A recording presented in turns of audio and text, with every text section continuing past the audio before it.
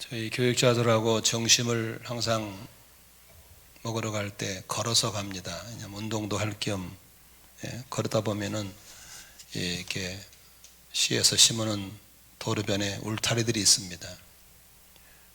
겨울에 보면은 울타리 보면은 나뭇가지 잎이 다 떨어지고 앙상한 그 울타리가 있습니다.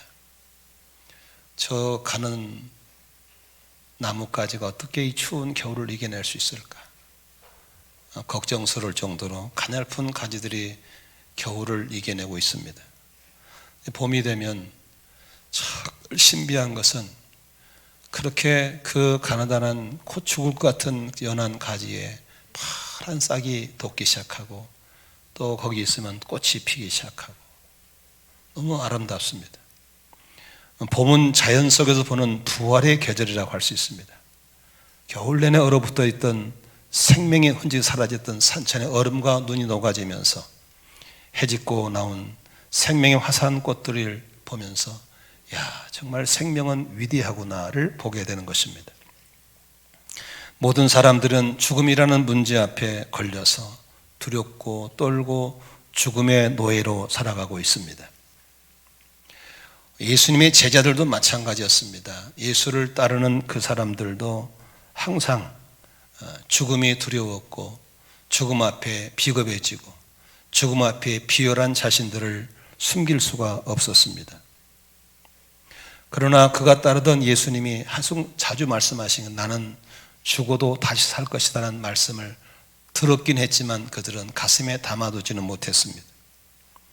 그러나 예수님이 비참하게 죽었을 때 그들은 그러려니 저렇게 죽는 거구나, 저렇게 연약한 거구나 라고 절망과 슬픔 속에 잠겨 있었지만 예수님이 어느 날 그가 말씀하신 대로 살아나셔서 그들에게 창자국을 보여주고 못자국을 보여주면서 살아나셔서 그 더상이 아니라 물고기를 잡아다가 구워서 같이 식사를 하는 걸 보면서 예수님은 정말 육신의 부활을 가져오신 분이라는 사실을 확증한 다음에 그 제자들의 삶은 놀라운 변화가 있었습니다.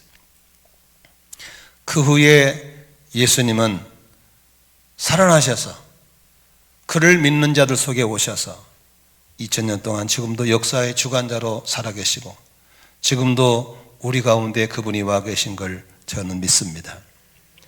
예수님의 부활의 신앙을 믿는 사람들은 어떻게 사는가? 부활에 있는 사람과 없는 사람은 살아가는 모습이 다르다는 사실을 볼 수 있는 것입니다.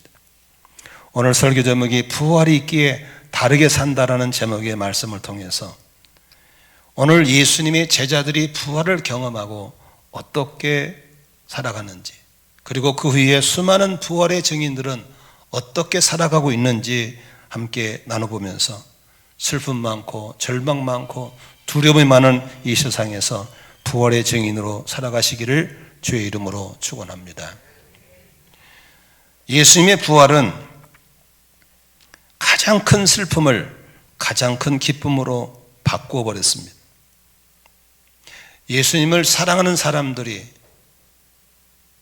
예수에게 귀한 걸 다 바쳐도 아깝지 않았던 그 사랑하는 사람들이 예수가 죽고 무덤에 갇힌 걸 보면서 극한 슬픔에 빠졌습니다. 그 슬픔을 이기지 못해서 예수의 무덤이라도 가보겠다고 찾아갔을 때 예수의 무덤은 빈 무덤이었고 천사들을 통해서 그분은 살아나셨고 여기 계시지 않는다는 말을 들었을 때 그들의 극한 슬픔은 극한 기쁨으로 바뀌어주고 만 것입니다. 특히 그 중에서 성경에 나오는 마리아라는 사람, 마르다라는 사람, 이 사람은 결선 과정으로서 정말 외로울 때 친구가 되어주시고 절망 가운데 소망을 부어주셨고 큰오빠 나사로가 죽었을 때 오빠를 살려주시면서 정말 그 과정에는 너무 많은 사랑을 줬던 아름다운 분이 주님이셨습니다. 그 주명이 청중들의 폭동을 통해서 억울한 누명을 쓰고 비참하게 매를 맞고 비참하게 죽어서 십자가에 못 박힌 다음에 그리고 무덤에 갇혀서 무덤의 인복을 다 봤던 그 여인에게는 처절한 슬픔이 아닐 수가 없었습니다. 그러나 예수의 무덤에 가서 그분이 살아나셨고 천사가 하는 말이 그분은 살아났는데 왜 죽은 사람들 가운데서 사람을 찾냐고 하는 그 말을 듣고 그의 슬픔은 기쁨으로 바뀌고 말았습니다. 오늘 또 이 땅에 살아가는 동안에 우리가 많은 슬픔을 만납니다. 어떨 때는 부부간에 사별로 헤어져야만 하고, 어떨 때는 사랑하는 부모를 먼저 보내야 되기도 하고, 때로는 사랑하는 형제끼리 나눠줘야 하고, 많은 죽음을 통한 슬픔들을 많이 만납니다. 그러나 부활의 신앙을 가진 사람은 죽어도 다시 사는 이 신앙 때문에 어떤 슬픔도 이겨내게 되는 걸 믿으시기를 바랍니다. 얼마 전에도 저희 친척 가운데 갑작스럽게 50대에 암으로 세상을 떠났습니다. 그런데 그 죽는 순간을 보면서, 임종을 보면서 온 가족 자녀들이 천국은 있구나, 부활이 있구나를 확실히 알 수 있는 것은, 육신의 고통 속에 있을 때는 너무너무 고통스러워하고 암 말기에 힘들어하다가 숨이 딱 끊어지는 순간에 얼굴이 환히 바뀌면서 뽀얗게 웃으면서 가는 걸 보면서 정말 천국이 있구나, 부활이 있구나. 믿음 없는 자녀들이 믿음을 갖게 되고, 남편을 보낸 아내는 그 임종을 보면서 큰 위로를 받았다라는 말을 제가 들었습니다. 우리에게는 수많은 슬픔들이 이 땅에 살아가면서 있을 것입니다. 그러나 부활의 소망, 오뚜기 신앙이 어떤 슬픔도 이겨내게 하시는 부활의 능력이 있는 것을 믿으시기를 바랍니다. 예수의 부활은 철저한 의심을 확신으로 바꾸는 사건이었습니다. 평상시에 예수님께서 부활에 대한 얘기를 했을 때도 그들은 귀담아 듣지 않았었습니다. 그러나 그가 막상 죽고 났을 때 그들은 두려움에 휩싸였습니다. 왜냐하면 우리의 리더를 죽였기 때문에 저 폭동들이 이제는 다음은 내 차례다라는 두려움 속에서 그들은 골방에 문을 잠그고 숨어 있었습니다. 그때 예수님께서 부활하셔서 그들 가운데 나타나신 것입니다. 그리고 그들과 함께 음식을 나누고 그들과 함께 평강을 누리라고 말씀하시며 사라졌습니다. 근데 그 모임 때 예수님이 제자를 다 있었는데 도마라는 제자는 그 자리에 없었습니다. 부활을 경험한 제자들이 도마에게 얘기했겠죠. 예수를 봤다고, 분명히 부활했다고. 그때 도마가 뭐라 그랬습니까? 말도 안 소리라고. 어떻게 죽은 사람이 살아나? 내가 똑똑히 봤는데, 죽은 걸 봤고 수의를 입혔고 무덤에 넣었고 돌로 가두었고 밖에다 임봉했고 군인이 지키는 걸 봤는데 택도 없는 소리라고 의심했습니다. 그런데 며칠 있다가 예수님이 다시 도마도 함께 있는 제자들의 모임 자리에 오셨습니다. 요한복음 20장 26절부터 29절까지는 이렇게 기록되어 있습니다. 여드레 뒤에 제자들이 다시 집안에 모여 있었는데 도마도 함께 있었다. 문이 잠겨 있었으나 예수께서 와서 그들 가운데로 들어서셔서 너희에게 평화가 있기를 하고 인사말을 하셨다. 그리고 나서 도마에게 말씀하셨다. 네 손가락을 이리 내밀어서 내 손을 만져보고 네 손을 내 옆구리에 넣어보아라. 그래서 의심을 떨쳐버리고 믿음을 가져라. 도마가 예수께 대답하기를 나의 주님, 나의 하나님 하니 예수께서 도마에게 말씀하셨다. 너는 나를 보았기 때문에 믿느냐? 나를 보지 않고도 믿는 사람은 복이 있다라고 말씀하셨습니다.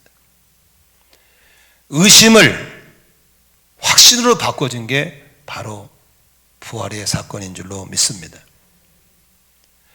인도에 마드라스라는 도시가 있습니다. 저는 30대 때 그 도시에 선교를 간 적이 있습니다. 마드라스 가면 도마 마운틴이라는 도마산이라는 산이 있습니다.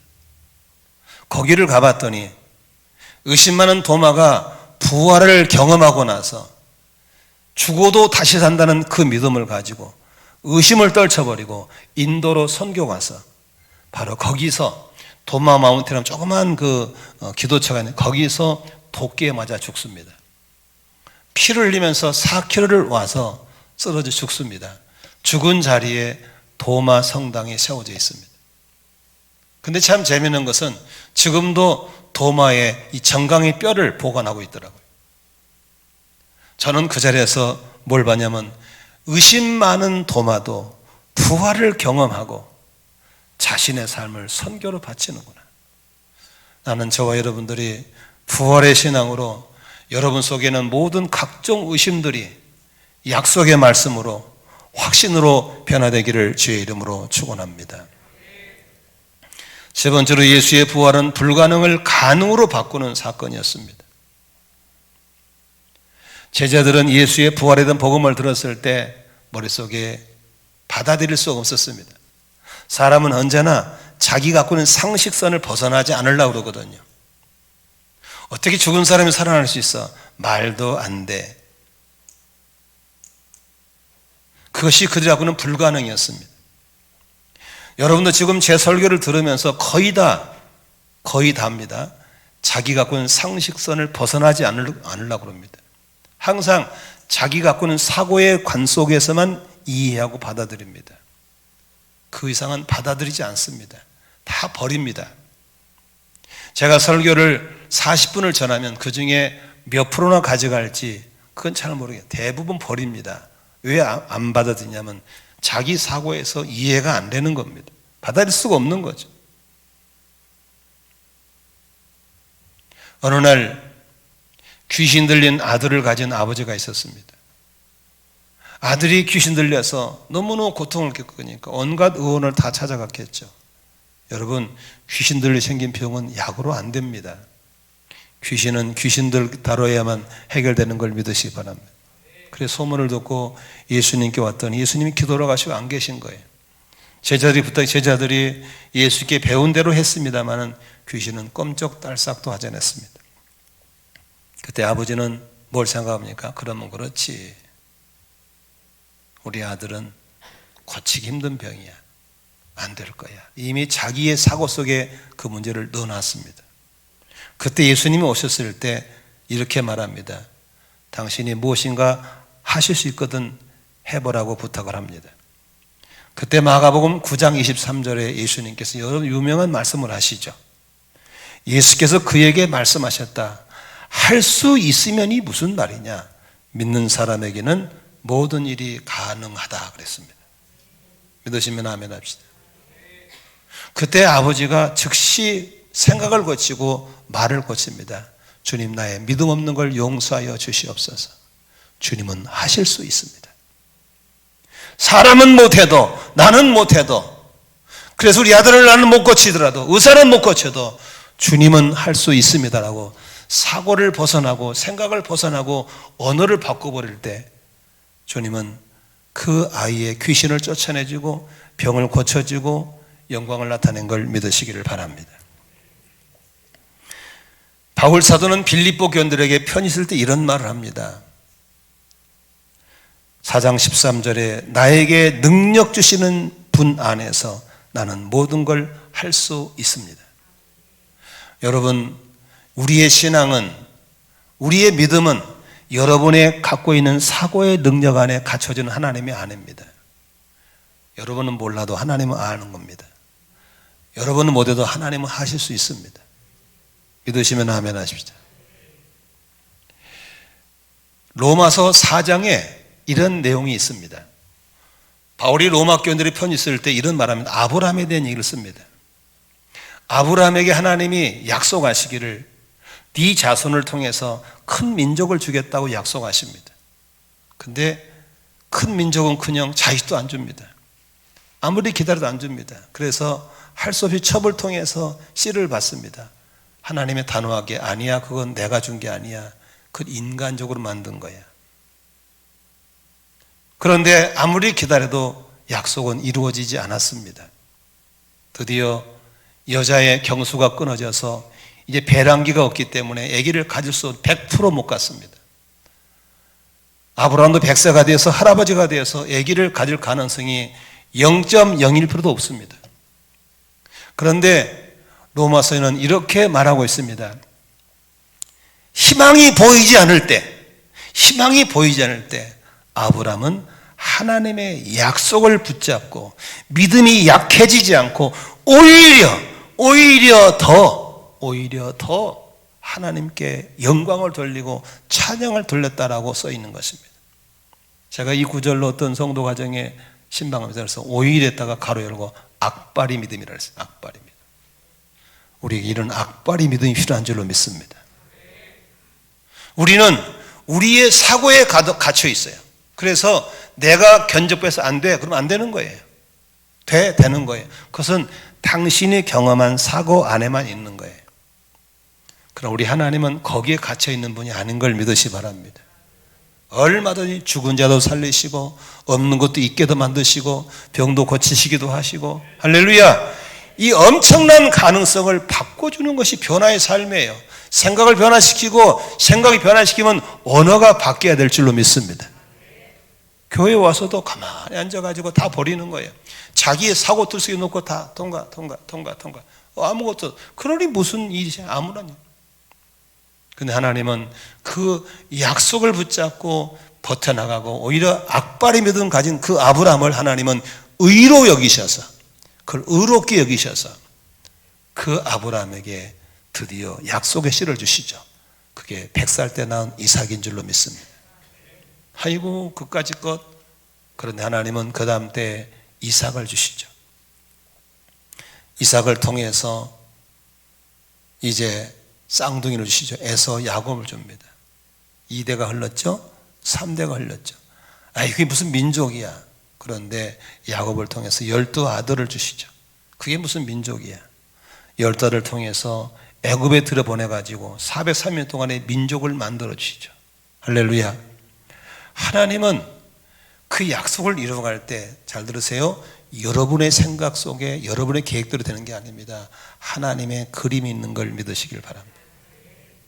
저도 우리 청년들, 우리 자녀들, 우리 교회를 볼 때마다 답답할 때가 많아요. 어떤 시험이 들 때가 있어요. 왜 이렇게 응답을 안 하십니까? 하나님이 내게 주신 답은 하나입니다. 하나님의 그림을 봐라.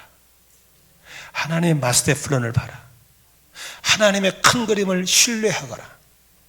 네 때가 아니라 하나님의 때를 향해서 소망으로 인내하거라. 어떨 때는 막 시험이 될 때가 있어요. 왜 우리 자녀들 결혼을 안 시켜줍니까? 우리 청년들 좀 질러주면 여러 집이 답답해 가둬놓습니까? 이 나라가 왜 이 모양이 돼갑니까? 너무 답답할 때 있어요. 그러나 하나님의 큰 그림, 하나님의 시간표를 향해서 신뢰하고 소망을 가지고 인내하면서 오늘도 악바리 믿음으로 그럴수록 오히려 찬송하고 오히려 기도하고 할렐루야. 오히려 자리를 지켜나가는 저와 여러분을 통해서 부활의 역사는 나타날 줄로 믿습니다. 네 번째, 예수의 부활은 사망에서 생명으로 바꿔주는 사건이었습니다. 수원 연화장에 가면은 여러분 자주 가시죠? 거기에 이런 글이 써 있죠. 죽음은 끝이 아니라 새로운 시작입니다. 저는 그 말을 누가 했는지 모르지만 나는 기독교에 있지 않겠나 싶습니다. 종교를 나타낼 수 없는 것이기 때문에. 그러나 그것을 써서 봤을 때 죽음은 끝이 아니라 새로운 시작인 걸 믿으시길 바랍니다. 귀신들은 우리를 속입니다. 야, 죽음은 끝이야. 끝내버려. 그래서 너무 많은 사람들이 극단의 상황에 가면 죽음으로 끝내버립니다. 여러분, 끝이 아닌 것입니다. 죽음은 새로운 삶의 시작인 걸 믿으시길 바랍니다.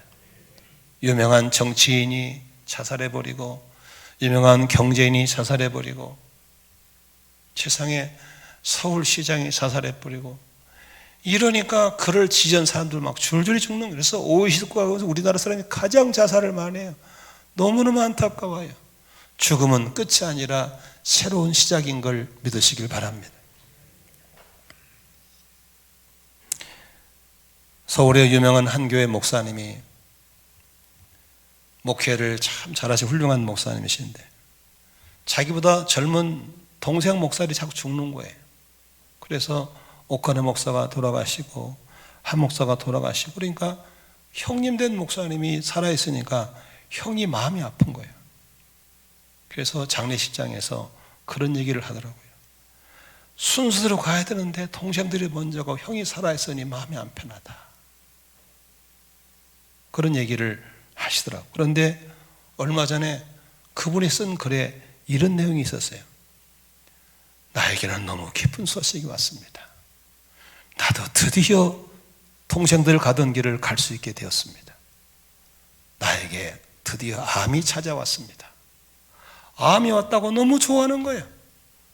여러분, 사람은 갈 때 그냥 못 갑니다. 다 병을 통해 가시는 걸 믿으시 바랍니다. 드디어 나한테도 암이 생겼다고. 난도 그런 양반 처음 봤네. 드디어 나도 가게 됐다고. 여러분, 육신의 죽음은 끝이 아니라 새로운 삶의 시작인 걸 믿으시기를 바랍니다. 그러므로 우리는 이렇게 절망의 끝에서 끝이다고 하는 것이 아니라 새로운 시작 열어가는 걸 볼 수 있는 것입니다. 마지막 다섯 번째로 예수의 부활은 절망의 끝이고 새로운 희망의 시작이었습니다. 여러분, 예수님의 제자들이 예수를 따를 때 왜 따른지 아세요? 여러분 혹시라도 오해하지 마세요. 그 사람들요, 영생을 바라보고 천국 바라보고 한 게 아니었어요. 솔직히 예수를 따를 때 동기가 순수하지 않아요. 그 사람들은요, 예수가 식민지에서 건져낼 수 있는 새로운 왕으로 믿었어요. 그래서 이렇게 지긋지긋한 노마 밑에서 우리를 건져줄 유일한 메시아가 바로 저분이다. 그래서 재산 팔고 직장 때리고 따라간 거예요. 근데 그러던 예수가 죽어버린 거예요. 비참하게 매 맞고 아주 죽어도 버르게 죽은 거예요. 그때 그들이 찾아온 절망은 말할 수 없었어요. 완전히 거들나 버렸잖아요. 자기 삶을 바친 건데. 특히 가룟 유다 같은 사람은요, 아주 계산적인 정치인입니다. 그런데 그가 죽어버렸을 때 완전히 끝난 거예요, 그냥. 그래서 베드로는 에라 모르겠다, 고기 잡으러 가자. 다시 옛날 직업으로 고기 잡으러 가잖아요. 마태 세금 거두러 가고 다 그런 사람이었어요. 그런 처절한 절망을 맛보고 있는데 그분이 살아난 거예요. 살아난 거야. 그래서 보여준 거야. 야, 나 살았잖아. 나 안 죽었어.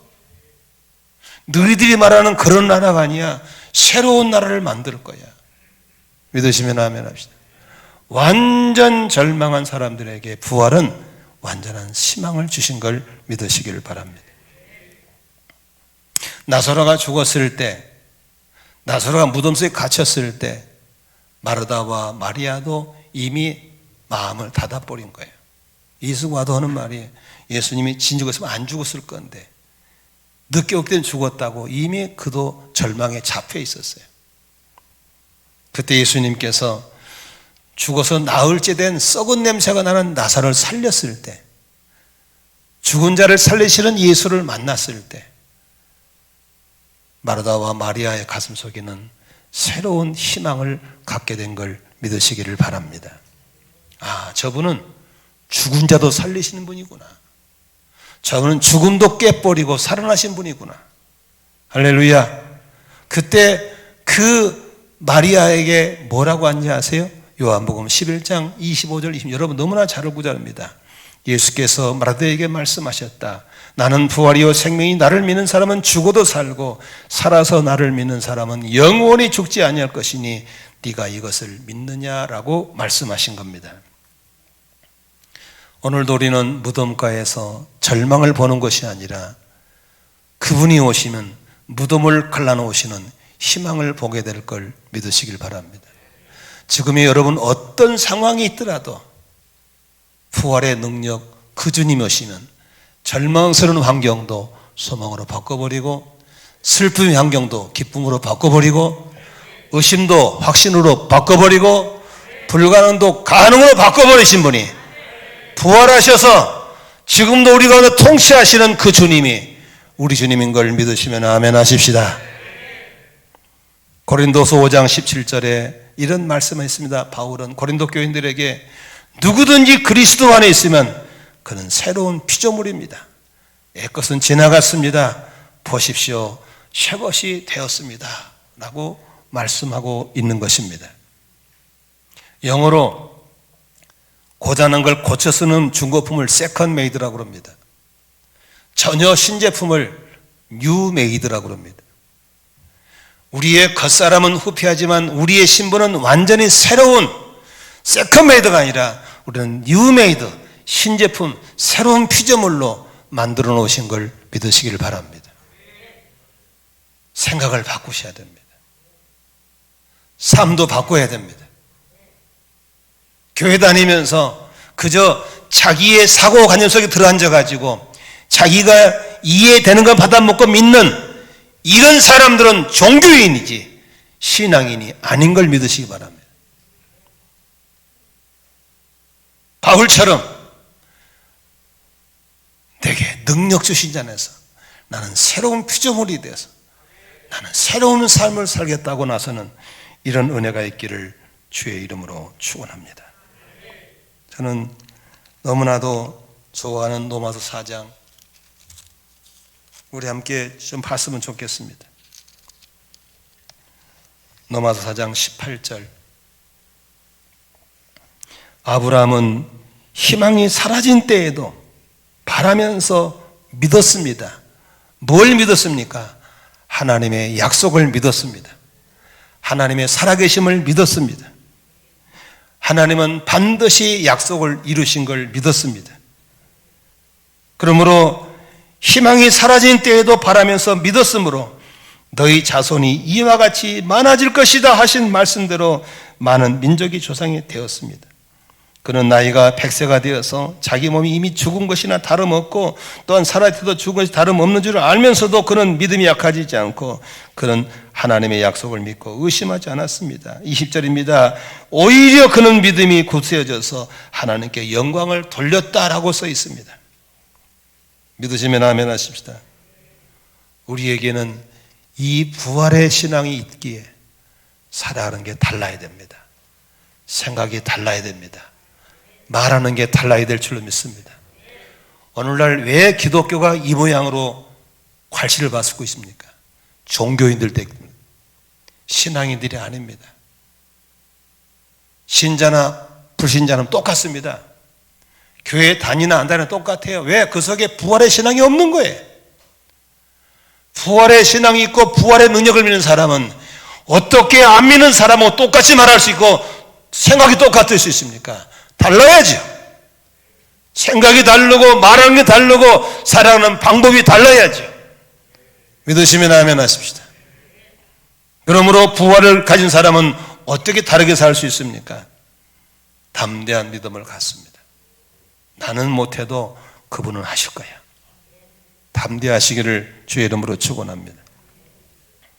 부활의 신앙 가진 사람은 절대 긍정, 절대 믿음으로 살아가시기를 바랍니다.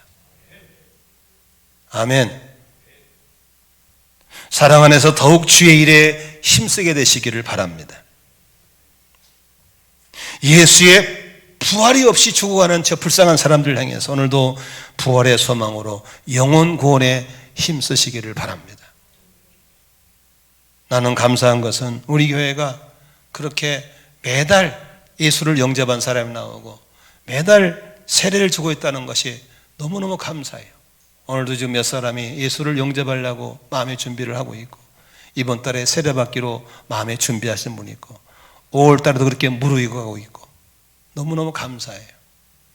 여러분의 기도, 우리 장로님들의 그런 후원 때문에 일어난 열매인 줄로 믿습니다. 청년들 속에 그런 있다는 것은 이 나라의 희망이고 우리 교회의 희망인 줄로 믿습니다. 장려무 속에도 이런 역사가 일어나기를 주의 이름으로 축원합니다. 몇 가지 예시를 말씀드리고 오늘 설교를 마무리 짓고 싶습니다. 국내 유수 기업의 한 중견 간부인 그는 1년이면 대부분 해외 출장으로 해외 나가 근무할 때가 많았습니다. 어느 날 여행을 마치고 돌아온 그는 감기에 걸렸습니다. 두 주간이 지나도 영 몸이 개운치 않아서 오랜만에 병원에 가서 종합검진을 받게 되었습니다. 그런데 뜻밖의 결과를 맞게 되었습니다. 간이 안 좋다는 겁니다. 정밀검사를 들어가 봤더니 급성 간암이라는 겁니다. 그리고 간암 말기라는 겁니다. 그런 사형 선고를 받고 나서 그가 하는 말이 이런 말이었습니다. 이런 일이 내게 있을 줄을 미리 알았더라면 결코 지난날처럼 살지는 않았을 것입니다. 입니다. 누가 나의 미래를 예측할 수 있겠어요? 여러분은 나의 미래를 예측할 수 있나요? 전혀 모르는 거예요. 그냥 살아가는 거예요. 인간이 굉장히 똑똑한 것 같아도 가장 바보스럽거든요. 모든 짐승들은 음식을 먹을 때 자기 위장의 80%를 채우지 않습니다. 인간만 100%를 채웁니다. 얼마나 미련 밤퉁인지 모릅니다. 욕심도 많고요. 5분에 죽을지도 모르고 사는 게 인간이에요. 달나라를 갔다 온다면서도 그렇게 미련한 게 인간입니다. 이 사람은 죽었어요. 요새 우리 고등학교 동창들끼리 밴드를 하는데 자주 쓰는 말이 우리는 번호표 받은 사람들이야. 너는 번호표 받았는데 내 번호표는 아직 공백이야. 그러나 부르면 가야 돼. 그게 인생인 걸 믿으시길 바랍니다. 지금 부활의 신앙을 지금 준비하셔야 됩니다. 또 하나 예시를 드리겠습니다. 미국의 16대 대통령인 에이브라함 링컨입니다. 1809년도에 태어나신 분이죠. 그는 변호사 시절에 사람들의 권면을 받고 주의회 의원으로 선거에 출마합니다. 보기 좋게 낙방입니다. 다시 하원에 출마합니다. 낙방입니다. 상원에 출마합니다. 낙방입니다. 그는 최선을 다해서 정치에 입문해서 흑인들이 노예로 살아가는 게 너무 안타까워서 그걸 풀어주고 싶어서 계속 정치에 도전했지만 시도하는 것마다 다 낙방이었습니다. 최선을 다했습니다. 가진 재산 다 털어넣었습니다. 그러나 계속 낙방이었습니다. 그때 주변 친구들이 그를 보면서 염려했습니다. 저러다가 링컨이 자살하는 건 아닐지 모르겠다. 저렇게 매번 떨어져 버리면 어떻게 살까? 창피하기도 없고 돈도 없고 망신스럽고 가족들 볼 낯도 없고 친구들 볼 낯도 없고. 그때 그 상황을 링컨은 일기장에 이렇게 써놨습니다. 나는 지금 이 세상에서 가장 비참한 인생을 살고 있다. 나는 재기할 수 없을 것만 같은 심정이다. 나는 인생의 막다른 골목에 있다라고 썼습니다. 소위 요새 말로 우울증에 걸리기 딱 좋게 된 것이 바로 에이브라함 링컨이었습니다. 그러던 그가 낙심하고 좌절했지만 하나님을 믿었습니다. 성경을 읽기 시작했습니다. 기도를 시작했습니다. 성경을 읽고 기도하다가 그는 부활의 주를 만난 줄로 믿습니다. 분명히 무덤 속에 들어갔고 분명히 임봉해버렸고 분명히 로마군이 지키고 있었던 그곳에 죽음을 깨버리고 다시 부활하신 예수를 만나게 된 겁니다. 그리고 죽은 자도 살리시는 그 부활의 하나님이 나의 하나님인 걸 깨닫고 그는 오뚜기 신앙으로 변신합니다. 넘어져도 다시 일어나고 4번 넘어지면 5번 일어나고 7번 넘어지면 8번 일어나고 7전8개 신앙을 갖게 된 줄로 믿습니다. 그리고 다시 꿈을 가지고 사람들을 만나고 정치를 준비하고 표를 모아서 드디어 공화당에 입당하게 되고 공화당 대통령 후보로 지명받게 되고 미국의 자랑스러운 16대 대통령으로 당선된 줄로 믿습니다. 그리고 그는 대통령 임기 동안에 미국 사회, 미합중국 사이에 흑인들을 노예로 삼는 흑인들의 노예를 해방시켜주는 위대한 일을 하게 됩니다. 그리고 미국 역사 이래 미국 대통령 집무실에 기도실을 만드는 최초의 대통령으로 세워진 줄로 믿습니다. 누가 무엇이 그렇게 자살할 수밖에 없고 우울증에 걸려 죽을 수밖에 없는 링컨을 그렇게 만들었습니까? 바로 죽음을 깨뜨리고 부활하신 예수의 부활, 죽은 자도 살리시는 하나님의 부활의 능력, 그것이 그렇게 만드신 줄로 믿습니다. 오늘날 저와 여러분들의 신앙 속에는 왜 이렇게 거짓에 속고 사는지, 왜 이렇게 귀신들의 거짓말에 속고 사는지 부활의 신앙을 잡으시기를 주의 이름으로 축원합니다. 하나님의 큰 그림을 받아들일 수 있기를 바랍니다. 하나님의 때가 갈 때까지 인내할 줄 아는 소망의 줄을 잡기를 주의 이름으로 축원합니다. 제가 이런 얘기를 한번 한 적이 있죠. 미국의 친구 목사가 한국에 왔습니다. 며칠 동안 한국 교회를 돌아보고 시내를 탐방하던데 물었습니다. 야, 한국 오니까 어떠냐? 느낌이 어떠냐? 그때 미국 목사님이 한국 목사에게 이렇게 얘기했습니다. 대체적으로 한국교회 성도의 표정이 좀 어둡다. 왜 이렇게 어둡냐? 그렇게 말하니까 한국교회 목사님이 자존심이 걸린 겁니다. 그래서 얼른 해대는 말이 우리나라 한국교인들은 십자가의 고난을 깊이 목사님 표정이 어둡단다. 이렇게 했습니다. 그때 미국 목사가 대뜸 받아치는 말이 직구를 날립니다. 왜 십자가만 생각하냐? 부활도 있는데. 여러분의 표정이 십자가 묵상하는 표정인지 부활의 신앙인지 얼굴 표정이 바뀌었으면 좋겠습니다. 아멘이시죠? 코로나도 하나님의 손 안에 있는 걸 믿으시면 아멘 하십시다. 하나님의 뜻이 있는 겁니다. 뜻이 있는 거예요. 이 터널을 지나면 우리에게 새날이 올 걸 믿으시면 아멘 하십시다. 인생 다 산 것처럼 우고진상 가지고 입만 열면 불평 쏟아내는 사람 되지 마시고 부활의 그날을 기다리며 부활의 능력을 사모하며 하나님의 마스터 플랜을 그려보면서 하나님의 때를 기다리며 오늘도 소망 가운데 긍정의 말을 하고 축복의 말을 하고 일어서는 우리 성도 되시기를 주의 이름으로 축원합니다. 기도하겠습니다.